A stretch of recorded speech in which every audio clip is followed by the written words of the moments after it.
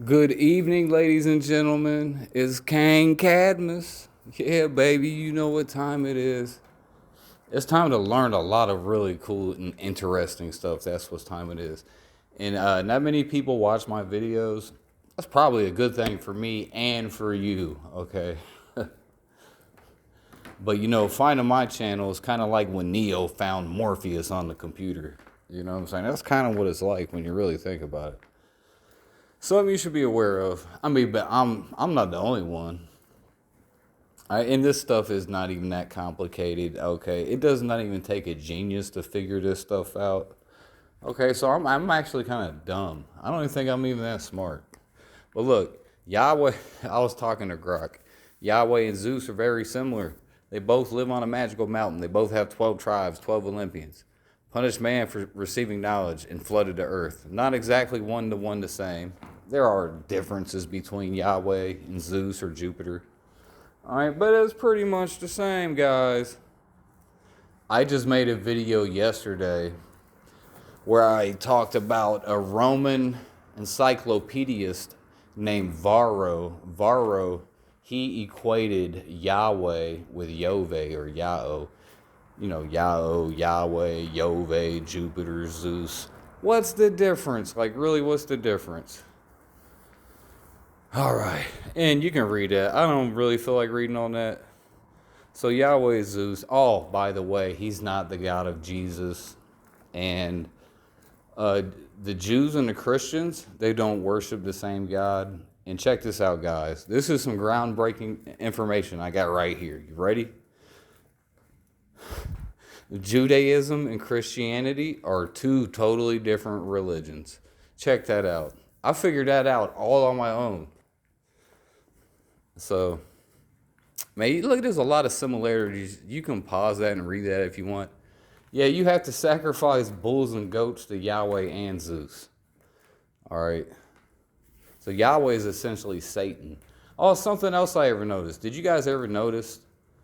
There is nowhere in the Old Testament, anywhere in the Bible at all, where devil worshippers sacrificed animals to Satan. There's no record of anyone ever actually sacrificing animals or people to Satan, which I find very interesting. I find that very interesting, especially since in the modern age we have Christians constantly accusing politicians and celebrities of engaging in blood sacrificing and sacrificing children to Satan. Now, I don't know, in the Bible, show me where there's a history of sacrificing children and animals to Satan. I don't see, I know the Bible pretty well, that's not in there. The only person in the Bible who people sacrifice children or animals to is Yahweh or El.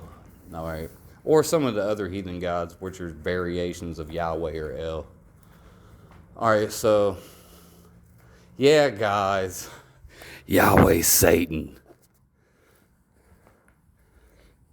You know, when you think of blood sacrifice, that sounds like devil worshiping to me. And everybody would agree, like, yeah, sacrificing children to Satan. But where in the Bible do they actually sacrifice children to Satan? Nowhere. It's nowhere to be found. But Yahweh made Abraham sacrifice his son. Oh, but he tricked him. He didn't really go through with it. Okay. Maybe Abraham was the first one. Did not sacrifice. Everybody else, they just keep killing their kid. Whatever, bro. That's sick and disturbing. That's disturbing. All right, so I'm not reading all this. All right. I'm not reading all that. And we're not allowed to talk about Plato's Republic, where in Plato's Republic, Plato said, if you want to set up the perfect city-state, you want to make sure you have 12 tribes. Well, obviously, as zodiacal, astrotheological. So the Bible is it's not what you guys think it is. That thing was assembled at that Library of Alexandria. Is there ancient stuff in the Bible? Of course there is. Is the Bible as a whole as ancient as it claims to be as a whole? No. Did Moses write the Torah? Hell no. Right. So I actually, this is not. You can read that if you want. I don't want to read all this. There's a certain topic I would really like to talk about. If I could get to it, I was talking to Grok for a while, and Grok tells you more than you need to know usually. All right. I don't want to see that. Hold on a second. I got something good.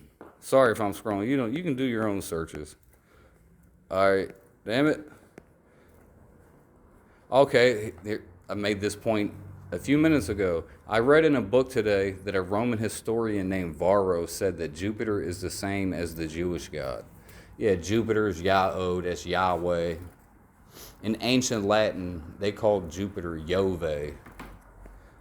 So, and you can read all that if you want.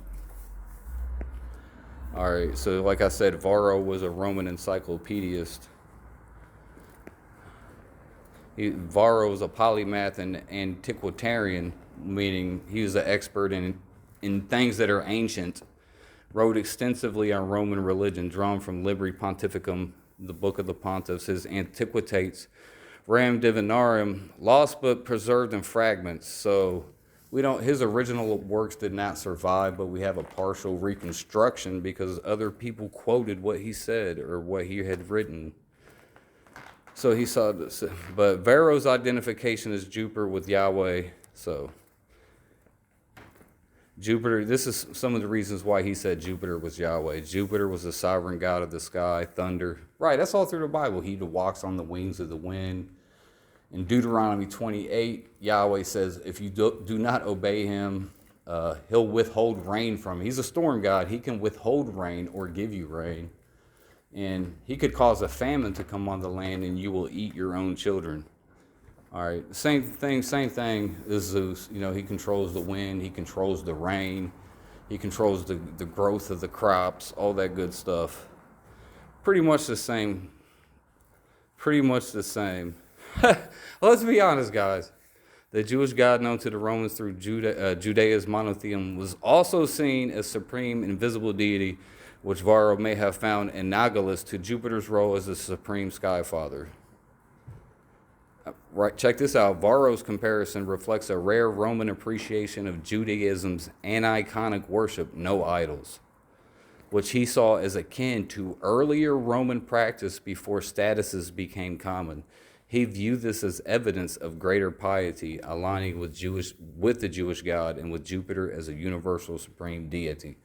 So yeah, according to some, originally the Romans did not use idols to represent Jupiter either.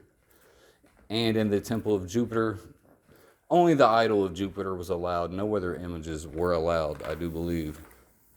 So Jupiter, Jove is the same God. It's like the same. How can y'all not see this? I mean, I don't want to read all that. You can read Psalms 82. There's literally a council of the gods, which is very similar to Mount Olympus, guys. Elohim, Olympians, O-L-E-L. Whatever, guys. I don't know what I'm talking about. It's not the same. It's totally different, guys.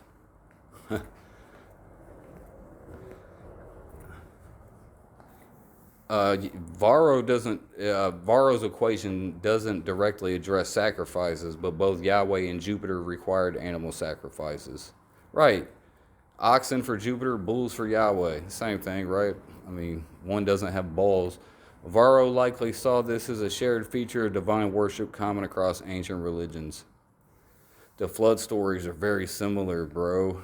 Come on, it's not the same one for one. Obviously, it's different because there's a little more Sumerian flavor. It's like a mixture of Greek tradition and Near Eastern tradition in the Bible. They kind of mix it together because it does draw heavily from like the Akkadian stuff, the Sumerian stuff, but it also draws heavy from the Greek stuff and the Phoenician stuff. And it's all related, and essentially back in the ancient world, all these people were kind of closely genetically related. So, whatever, bro. It's all the same. Yeah, the Ark of the Covenant's a magical jukebox. Yeah, the Jews say they don't have any idols, but they have the Ark of the Covenant. That's a magical Jew box. They think a box has magical powers.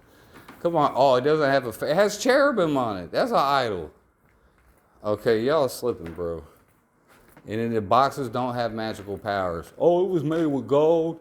They could open. No, bro, you cannot open up a teleport. You cannot You cannot open up a portal. You cannot open up a trans-dimensional portal with the Ark of the Covenant, bro. It's a box, guys. Will you guys believe me when I tell you it's a box?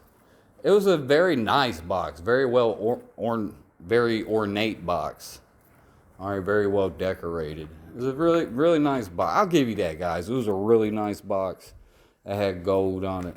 I mean, it was probably one of the, if we're going to be honest, it was probably one of the nicest boxes you could ever have. This is a perfect place for them to store Yahweh when they wasn't using him. They would put him in a box, a magical Jew box. If you touch the box, you die. What kind of ridiculous? That's ridiculous. People touching on accident and died. Well, we know that's a myth. Okay, look, guys, the Ark of the Covenant is not a nuclear reactor. It's ridiculous. That's not how a nuclear reactor. That's not even how it works. All right, just stop, bro. The Bible crazies are insufferable. All right, just whacked. Yahweh is the sole God, rejecting other deities. Well, Jupiter, that's not fair, because Jupiter is the sole God of the Romans. He's the top God. There's many gods in the Old Testament. Let's not pretend there's not gods. You have Yahweh. He's clearly the leader, but there are lesser gods under him, and they all bow down to him. And even in Greek mythology, all the other gods, they have to do what Zeus commands them to do. He's in charge, just like Yahweh's in charge. All right, and there's a multiplicity of gods in the Old Testament. Well, the angels, what is an angel? An angel is a messenger. It's a god. Just like Hermes was a messenger. What's the difference? Oh, they just didn't call him a god. They called him a messenger. Or an Elohim. It's all the same, bro. In the beginning, the Elohim created the heavens and the earth. Like, who are we kidding? Let us make man after our image, after our likeness. Oh, see? Get out of here, man. You're not tricking me. You're not tricking me. Grok's a Jew, guys. It's okay, though. I still love him. All right, Yahweh's covenantal relationship. We don't care about that. This is not even the point I wanted. Ephesians 2:2 says what? It talks about the prince of the power of the air. The prince of the power of the air is Satan. Now, how is Satan the prince of the power of the air? Well, Satan is, that's Yahweh. Yahweh is the Lord of the flies. He's the prince of the power of the air. He flies on his clouds. Where in the Old Testament does it talk about Satan flying around? Okay, that's not in there. And Ephesians was written before Revelation. Okay, so I don't even count Revelation. Let's be real, guys. That's a forgery. Look, guys, let me tell you something right now. There's nowhere in the Old Testament where anybody ever sacrificed animals to Satan, never sacrificed children to Satan, nor did Satan ever fly around in the sky. The only person flying around in the sky in the Old Testament is Yahweh. Can we be honest? Maybe I'm wrong. Maybe I'm just making stuff up. Or maybe you are dumb. That's always a possibility. I mean, when you really analyze the situation, you want to do it from all angles. You know, maybe you're smart or maybe you're dumb. Both could be a possibility, and both can be a true at one time. Okay, in quantum physics, that's possible. All right. Varro's claim that Jupiter is the same as the Jewish god reflects his attempt to find common ground between Roman and Jewish. Nah, he said they're the same God. You know, sometimes Grok sounds like a Christian apologist. You guys ever notice that? He sounds like a Christian apologist. It's ridiculous. Probably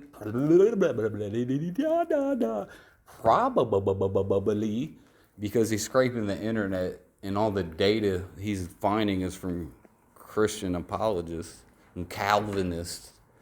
The internet is littered with Calvinists pushing their propaganda. All right. What if originally the Christians taught that Yahweh is not Jesus' father? We all know a lot of the early Christians viewed Yahweh as the demiurge, even though people want to say it was a minority view or a heresy. Valentinus almost became Pope. I don't know how you almost become Pope calling God Satan. Let's use our brain here, folks. That's why I'm trying to tell Grok to use his brain. Like, I'm smarter than Grok. Like, seriously. Like, Grok's pretty smart. But, like, common sense stuff, like, now, Valentinus, early Christian, I'll call him a church father. Christians call him a heretic now. During Valentinus' lifetime, he almost became Pope. He barely lost. He was so popular, he almost became Pope. Now, you do not almost become Pope by calling the God of your church Satan or the devil. That means everybody was in agreement with him. When he said Yahweh is not Jesus' father, most people probably agreed with him. How in the hell else would they let him become Pope? Or think about it. And Grok tried to say, oh, that's why he lost. No, there's no record of that. Come on, guys. It's like a guy running for president, and he's telling you on the campaign trail, I actually work for Russia. And he's telling you this. Do you think they're not going to let him campaign. He's not even going to be allowed to participate in the election. Okay, he works for the opposite team. All right, so Valentinus almost became Pope. That means his views were not considered heretical at that time. See, you guys can't think. I know a lot of you guys are really smart. Most people I encounter, probably not so smart if we're going to be honest. I see honesty is the only way forward. Honesty, common sense, thinking things through logically, reasonably, that's the way forward. Everything else is rubbish. All right? Like, every time you tell a lie, believe a lie, hold on to a lie, you like murder a part of the universe. Don't you realize that? Let all them lies go. Okay, you gotta let it go. All right. Early Christian diversity. Your argument raises a provocative point about early Christian diversity, specifically the idea that some early Christians might have viewed Yahweh, the God of the Old Testament, as distinct from Jesus' father, potentially equating Yahweh with the demiurge, a lesser or flawed creator. Really? Tell me something, Grok. Like, really? You're referencing figures like Valentinus, a 2nd century Christian thinker, and questioning how such a view could be so influential if it was merely a minority or heresy. This ties back to your early... whatever, bro. So I don't even care about all that. We could read about the Marcionites if you want. We're not going to read about all that. This is not even what I wanted. Actually, I had one... This is the point I actually wanted to talk about. But it's okay. I got to kill some time, actually. Oh, man, what's going on, man? I lost my question. I lost it. Oh, well, we can just sit here and ramble on. I can just keep on talking. Because, look, the Old Testament is totally different from the New Testament, folks. What does the Old Testament teach? The Old Testament teaches materialism. Deuteronomy 28, it says, if you obey Yahweh, he will give you power over all nations of the earth. Now, coincidentally, that's the same thing that Satan promised Jesus if Jesus bowed down and worshiped Satan. Oh, just a coincidence, guys. Okay, it's just a coincidence. All right. In Isaiah 45:7, Yahweh says he creates light and darkness. He creates peace and evil. So Yahweh claims that he creates darkness and evil.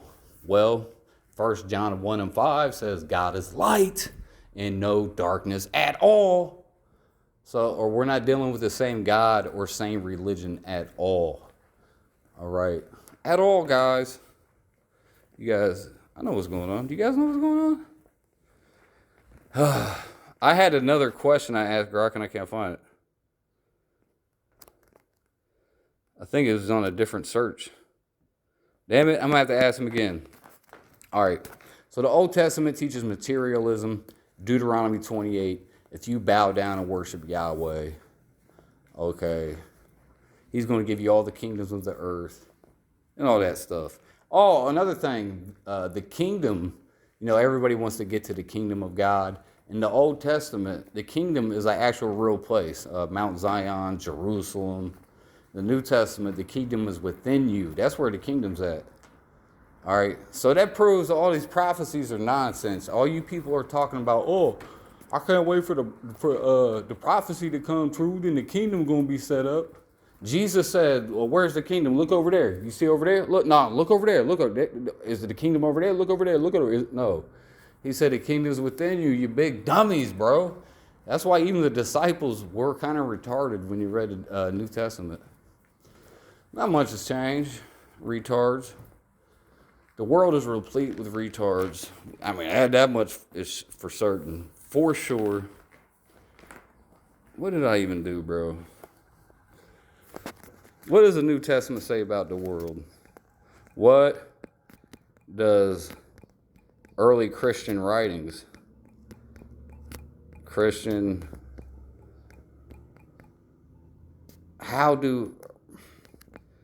what does early Christian writings say about the world? I don't know. I suppose this should be sufficient.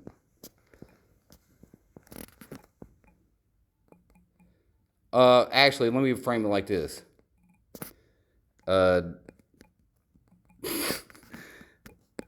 Does the New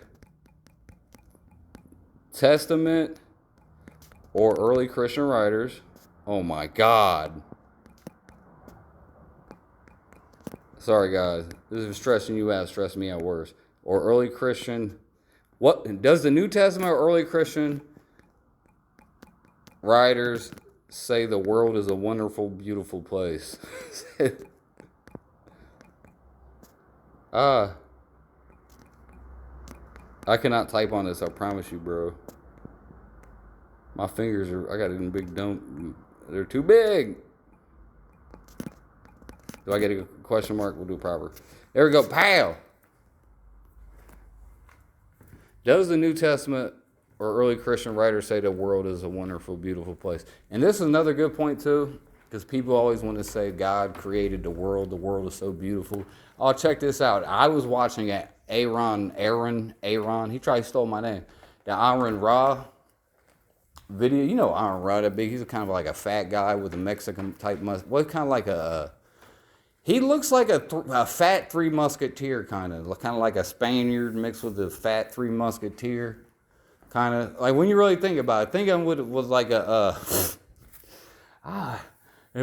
just picture your boy swashbuckling with a chicken leg in his hand. But I was watching one of his videos, and he was saying, he's saying if God is real, he gave the same arguments all atheists give.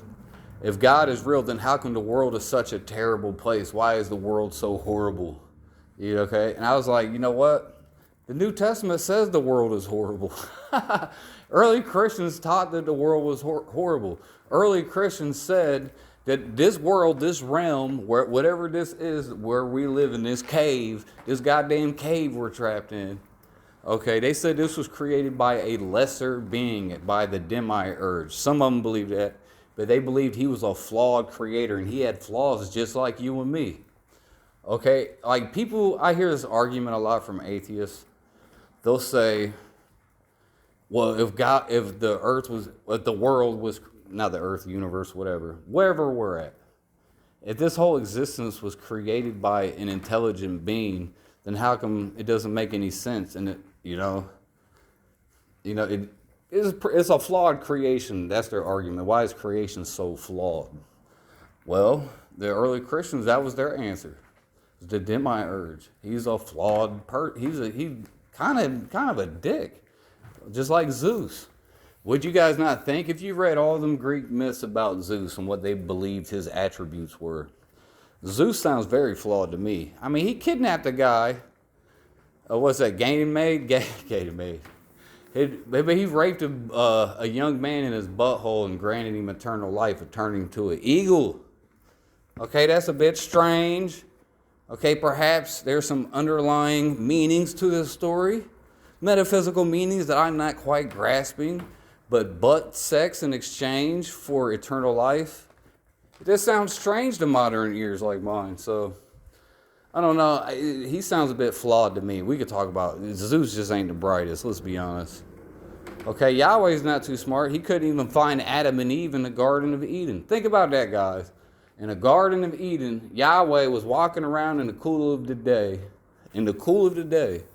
Yahweh's walking around. Was he a person? He did say, behold, man has become as one of us, to know good and evil. What do you mean become as one of us? So we're just like Yahweh. Yahweh is a man. Exodus 15:3, Yahweh is a man of war. All right. It's a myth, right? Unless he's an alien or something. He's a Pleiadian. He's a retard, reject Pleiadian. He got outcasted by the rest of the Pleiadians. That's what Yahweh is. Yahweh is a goddamn reject Pleiadian that came over here. So I'm just making shit up, guys. I mean, that would be one explanation, perhaps. Because the dude's not cool. Like, wherever he came from, I guarantee you that the other gods do not like him. I mean, who could be around a guy like that? Floods the earth. He kills people. He says you're going to happily smash babies. All this crazy stuff. He tricks people. He says, oh, sacrifice your son. Oh, I'm just playing. Hey, this dude's crazy. That's hazing. That's hazing. He was doing hazing rituals on Abraham. Okay, he tortures his most loyal servant, Job. So this guy, bro, I'm not really vibing. My spirit is really not vibing with Yahweh, if you know what I'm saying. I'm just not vibing with him. You know, I got to follow my spirit. You got to know yourself. So I know who I am. I know what I like. And I'm not really into that Yahwism and that Judaism stuff. I'm not really into that. Okay, I really do like Jesus, though. Anyway, does the New Testament or early Christian writers say the world is a wonderful, beautiful place? The New Testament, how long we been going, folks? 27, that's it. I just felt like talking today. This is literally the only reason I'm making this. So if you want to hear somebody ramble on, this is perfect for you. The New Testament, and I'm supposed to be working, but I'm at work right now and I can't really do anything. I gotta wait a second. Well, whatever. The New Testament and early Christian writers present a complex view of the world, often emphasizing its fallen state. Yeah, I would say the world's in a fallen state, guys. Acknowledging its beauty as God's creation. I don't know about the beauty. I don't know about that. So let's go up here. Matthew text. Look at the birds of the air. They neither sow nor reap nor. This is not talking about like the beauty of the creation. It's not really saying that. And Matthew is a Judah book, so we're not going to count that. John 3:16. For God so loved the world that he gave his only son. I mean, he loved the world, talking about the people in the world. That's talking about the real God, not. So let's get it straight here, guys. Cosmos.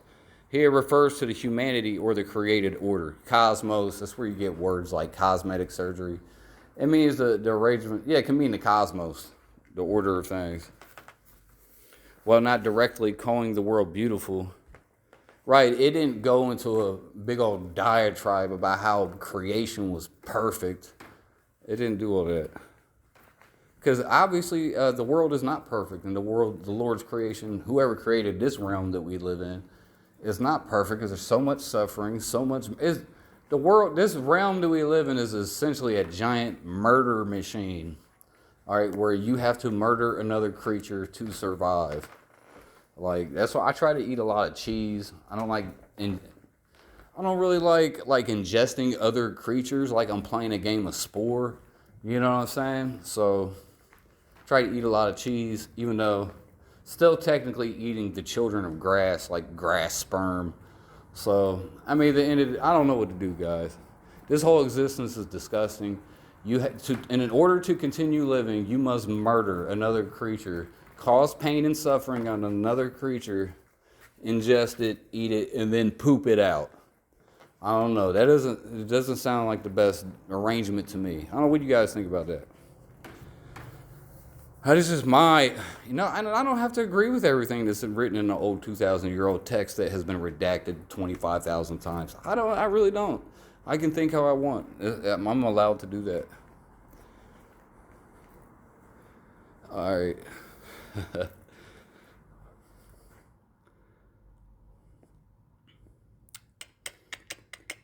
I'm trying to find something. Negative views. Yeah, give me the negative views. Because I want to hear, this is really, more often than not, you'll hear the New Testament say bad things about the world. They'll say, the God of this world is Satan. That's something Christians say, ain't it? I hear it all the time. They say the God of this world is Satan. The God of this world is Satan. Well, who created this world according to the Old Testament, you big dummies? All right. Well, they're like, no, that's not what. No, you said the God of this world is Satan. So did Satan create the world? Oh, it was given to Satan. When in the Old Testament did Yahweh say, okay, the earth is Satan's now? That never happened. He said the earth is always his. Everything is his. He's a jealous God. He ain't giving nothing to nobody. What are you guys even talking about? Okay, it's like simple logic of a child can figure this stuff out. All right. The New Testament often contrasts the present world's brokenness, the hope of renewed creation.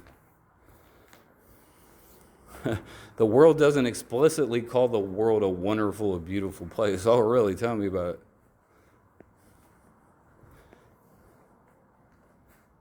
I'm not even finding the scriptures I want. Ernest, where's the Gospel of Thomas? Gnostic writers and the Demiurge. You mentioned the early Christians like Valentinus viewed Yahweh as the Demiurge, a lesser deity who created a flawed material world, distinct from Jesus' Father. This connects to your question about whether the world was seen positively. Right, the material world. What is matter? What came first, guys? Matter or light? Somebody go figure that out. I think scientists think they kind of know the answer. But I think you should go look it up on your own.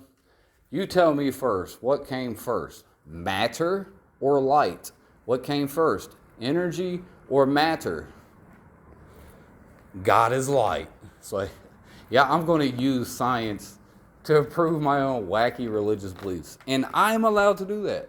I am allowed to do that. I have the right to do that. In America, as an American citizen, I have the right to freedom of religion. I have the right to freedom of expression. I do have that right, and I reserve that right, and I will exercise that right. Because I do believe that my religious teachings, or spiritual, I don't want to say religion, it became kind of a dirty word.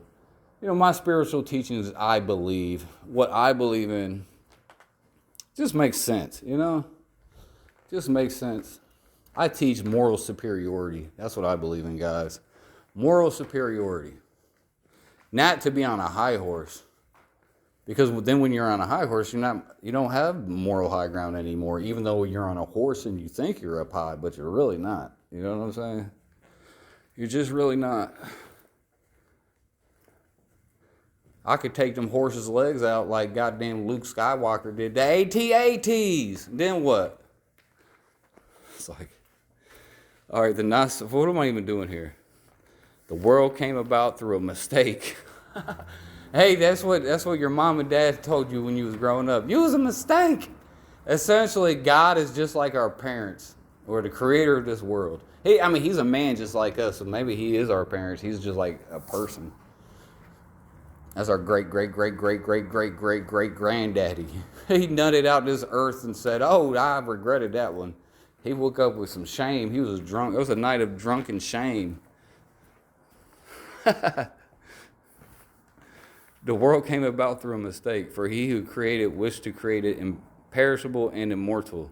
He fell short and did not attain his desire. The Gnostic text portrays the material world as a flawed creation by the Demiurge. The world is not wonderful or beautiful. It's defective. And I'm reminded how gross this world is every time I have to take a shit. I'm sorry, guys. You know what? I actually have to take a shit. I take multiple shits a day. I get them clean. I get it cleaned out. You know, I don't like having poop inside of me. You know what I'm saying? And it's gross talking about it. But look, bro, I'm not the one that made us have to poop. And then you're pooping out other creatures you just killed. And to most people, when they eat a sandwich, they eat a Popeye's chicken sandwich, and they're not even thinking about that poor animal and its soul. You know, that animal wanted to live. It wanted to breathe. It's just disgusting, bro. I hate this place. I really do. I hate this world. The Demite urge identified with Yahweh creates a material world that traps divine. That's what I feel like. I feel like I'm a divine spark, a soul that's been trapped. We all been trapped. I'm trying to escape. We trapped in this cave. We've been trapped. The material world is explicitly negative, a prison. I mean, where can you go? People always talking about let's go somewhere. Where are you going to go, bro? What are we going to do? You're going to go to somewhere else on a big... The earth is just a big ball, bro. Where are you going to go? You can go from point A to point B on the same round ball. And it's a ball. And all the points are the same. I mean, bro, I can't take it. There's nowhere to do. There's nothing even to really do. You think you're going play? You're not really going nowhere. It's a trap. It's this prison. A prison rather than a beautiful creation, aligning with your point about Gnostic rejection of Yahweh as Jesus' father. Valentinus, he was nearly elected Bishop of Rome. You mean like the Pope? How was he almost Pope if he said Yahweh was a lesser being? That must have been the original religion of Christianity.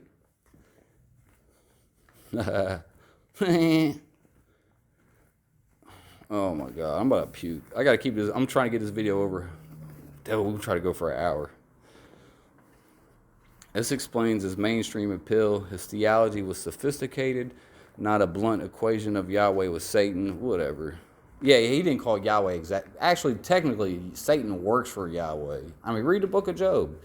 Yahweh commands Satan to torture his most loyal servant, and Satan obeys. He does everything he was told. Satan did not rebel against Yahweh. He's like, aye, aye, sir. Whatever you say, sir, I'm right on it. That was his attitude. Like, seriously. You know what? I was thinking about going an hour. I ain't got time for that. I got to get back to work in probably about 5-10 minutes. That's the way it's looking. I was trying to get some longer videos in there, but what can I do? Time is not on my side. And what is time? Does time even exist? What is space?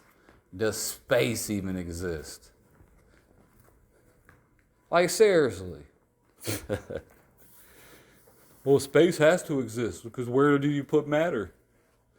All right.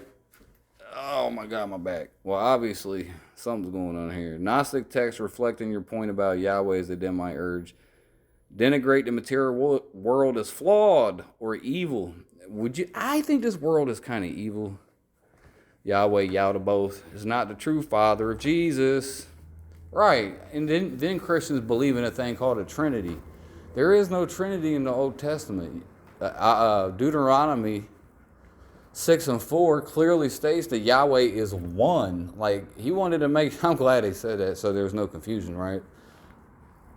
Well, Christians will say, oh, the Elohim, that's the Trinity. The Elohim is not the Trinity. So Yahweh was walking around in the Garden of Eden and said, behold, man has become as one of us. Was the Trinity walking around? I thought Yahweh and the Trinity was all just one, but he said us. Bro, come on, bro. Just stop. Y'all got to stop playing. That's talking about that pantheon that was rolling with Yahweh, bro. There ain't no goddamn Trinity. Come on, man. Can we please be honest? Y'all going to stop playing with me. All right. And y'all, you people who want to pretend angels are not gods, like, you guys better stop playing with me too. And you people who want to keep pretending like some ancient barbaric god named Yahweh is the actual real God, you need to stop playing with me. You actually think the real actual God of the entire universe needs you to cook bulls and goats for him. Do you actually think the real God of the entire universe showed us how to put our sins inside of a goat? That's ridiculous, bro. Like, come on, bro. Like, what kind of level are you really on? Do you enjoy being told to be stupid? Some of you guys just enjoy being instructed for stupidity. You enjoy the discipline of stupidity. I'm certain of it. You guys, I mean, it is a field of study. It is a career. I mean, it's something they take serious. I mean, I get it, bro. So you put a lot of work into it, and you just don't want to stop. I would stop. That's my recommendation. But whatever.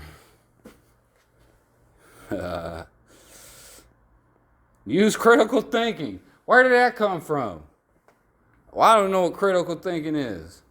Because apparently I'm told that no, you're a heretic, son. Somebody called me an atheist. Somebody the other day, last week, this one guy, if you're listening, he called me an atheist, bro. I believe in Jesus.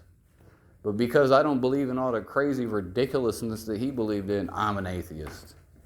No, I use something called critical thinking. And I didn't just come to any of these conclusions overnight. I didn't wake up one day like, oh, let me teach something totally different than most people and sound like a complete lunatic. No, because I actually think I sound really smart and intelligent. And this is actually my life's work. Not my life, probably half my life. Almost had, not quite half. That's about almost 20 years. We've been working and studying and reading and tinkering away, working on this thing. So I put a lot of work and thought into this. So yeah. But once again, what does the New Testament say about the world? It's not even showing me the scriptures I want. I want to go back to this world being trash. Because the Old Testament say the world is a wonderful place, you know. If you obey Yahweh, he'll give you all these beautiful, wonderful, materialistic things. He'll give you a nice house. He'll give you cattle. He'll give you a beautiful land. The land of milk and honey. The land of milk and honey. How come there ain't no land of milk and honey promised from Jesus? Jesus never said he's going to give us the land of milk and honey. No, bro. He said he's going to give us eternal life. He said, my kingdom is not of this world. See, Yahweh's kingdom is the land of milk and honey. That is like literal. Yahweh's kingdom is a physical kingdom. Jesus' kingdom is eternity. Okay, Yahweh's kingdom is the kingdom of this, the land of milk and honey. The land of milk and honey. All right. Jesus' kingdom is not of this world. That's not the same. It's not even nowhere nearly remotely the same. It's entirely different, totally different, not the same at all. Okay? So I thought this out. I've really thought about things, guys. Trust me. While everybody else is playing video games, watching TV, I'm over here thinking, studying, reading, figuring it out. All right, staying up till fucking 5 in the morning. I mean, it really wasn't that hard. Did I really have to do all that work to figure out something so easy? Like, really? All right. So, yeah. Well, what did the Bible say about, love not the world, neither the things that are in the world? If any man love the world, the love of the Father is not in him. The love of what Father? Because, what? Right, because Yahweh rewards you with worldly riches. But the New Testament tells you, Jesus says, lay not up your treasures on earth where moth and rust doth corrupt and thieves break through and steal, but rather lay up your treasures in heaven where moth and rust doth not corrupt and thieves do not break through and steal. That's in total opposition to the Old Testament where Yahweh promises you riches. Solomon, richest man ever, rewarded with riches from Yahweh. Job, rewarded with riches. Deuteronomy 28 says if you bow down and worship him, you'll be rich. Abraham was very, very rich. But Jesus said, blessed are the poor, though. That's funny to me. All right, what else we got? What does the Gospel of Thomas say? Tell me about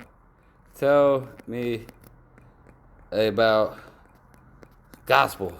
I'm trying to type as fast as I can. It's really hard. Gospel of Thomas. Gospel of Thomas. World as a carcass. It's not even going to make total English sense. Gospel of Thomas. World carcass. And we just leave out all those extra words. Too verbose.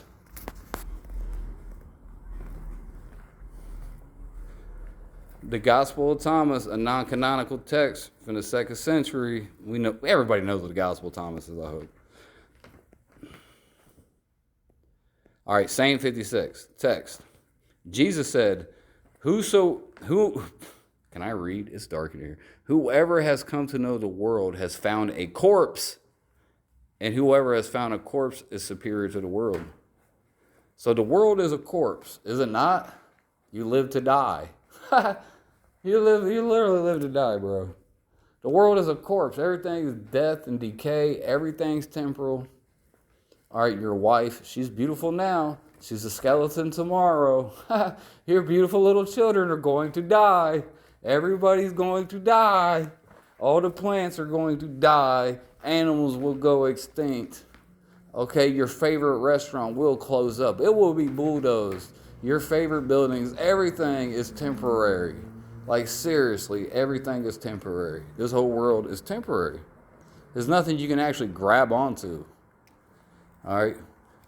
And that's pretty much what Jesus was teaching. You know, don't lay up your riches on earth. What's the point? But that's what the Old Testament teaches. Deuteronomy 28. Whatever, though. So the world is a carcass.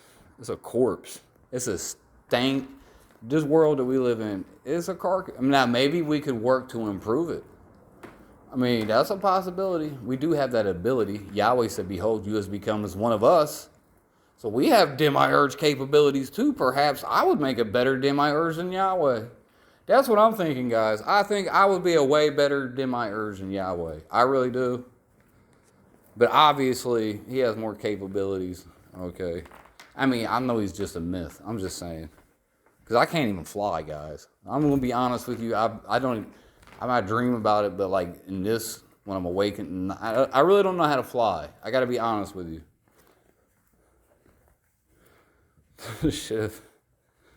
Oh, whatever. In Gnostic thought, knowing the world means recognizes its true nature as illusory. Oh, this world ain't even fucking real. It's a goddamn simulation. Well, it's a pretty good simulation. Fuck, let me chop your arm off. Tell me if that's a simulation. This knowledge. Just don't think about it, bro. The knowledge, whatever. You guys know all this stuff. The world is likened to a dead body, symbolizing decay, corruption, worthlessness. It's worthless. Everything's worthless. Everything you got is worthless, bro. Like, I could buy anything brand new. It's going to break a couple weeks later. You know, you got all excited. You got this brand new car. You find out it was really trash. A year down the road, shit breaking on it. Everything's trash. Temporary, temporal. All right, you can try to make something look beautiful for a minute. Ain't gonna last that long. All right, the world is not worthy. Right, this world is not. That's in the New Testament. This world is not worthy of us, bro. You're like, this world is literally beneath me. Jesus said, I am from above, ye are from beneath. What does that mean? That's the deepest saying in the whole damn New Testament. The person who recognizes the world's deadness transcends. But that's beautiful. The person who recognizes the world's deadness transcends it, achieving spiritual superiority. I mean, I'm not saying I'm superior to nobody. I'm not saying that, but, you know, kind of, we're trying to get out of here. All right. Carcass, lifeless, devoid of true value. Yeah, it is void. This world is void of true value. All right. I'm about tired of talking, and I do have to get back to work. So I rambled on. It's kind of like two different topics, kind of the same topics. It's probably a little rough in spots, but that's okay. I just wanted to ramble on. That's about 50 minutes worth of rambling, guys. That's pretty good. All right.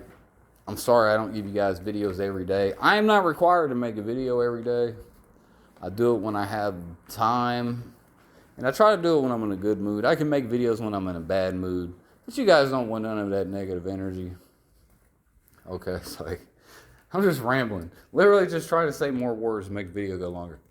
All right, I was trying to get an hour. I don't think I actually got time to get to an hour because I literally got to get back to work.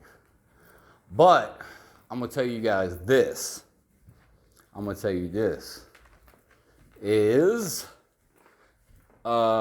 hope you figure it out. I hope if you're dumb, like you like kind of like stop being dumb. If you know what I'm saying, just be honest with yourself. That's all I really want to tell you guys. Just the main important thing in life is always to be honest with yourself. If you know something deep down inside, if you think something is bullshit, listen to yourself. Okay, that's God talking to you. All right, that's conscious. That's your God. That's God talking to you. That's the Spirit. He's talking to you. He's saying, son, that's some bullshit. There's some bull. That right there is some bullshit. The Spirit will tell you, bro, if you listen. The Spirit, it'll whisper in your ear. He'll be like, that's some bullshit. You know what I mean? The Spirit is always right, y'all. That's kind of what I do. I'm guided by the Spirit. I don't need a big old list of things that I must do. My Spirit is, it's pretty much guiding me, guys. I'm not going to lie. The law of the Spirit. That's what I'm in. With that, I'm gone, baby.